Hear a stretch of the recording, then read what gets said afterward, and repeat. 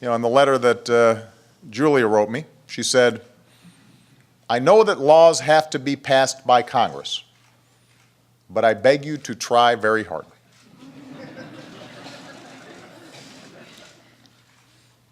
Julia, I will try very hard. But she's right. The most important changes we can make depend on congressional action. They need to bring these proposals up for a vote, and the American people need to make sure that they do.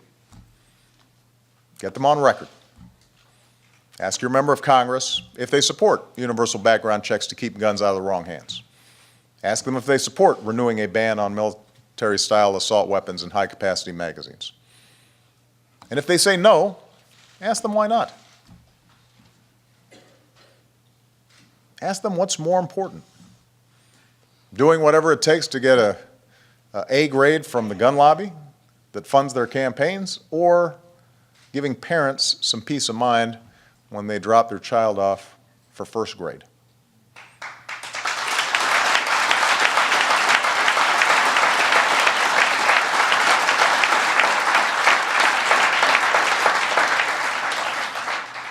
This is the land of the free, and it always will be. As Americans, we are endowed by our Creator with certain inalienable rights that no man or government can take away from us. But we've also long recognized, as our founders recognized, that with rights come responsibilities.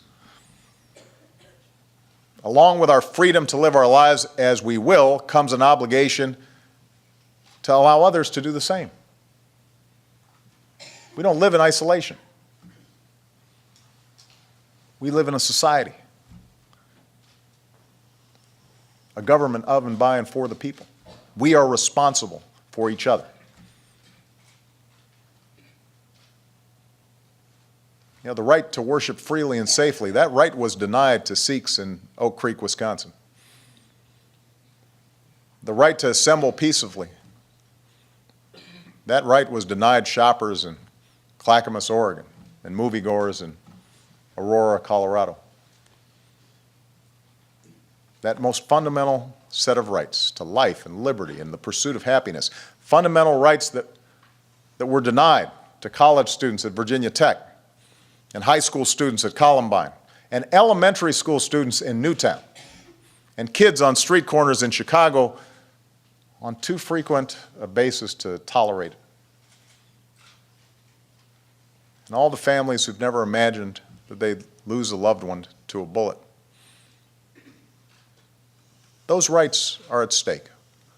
We're responsible.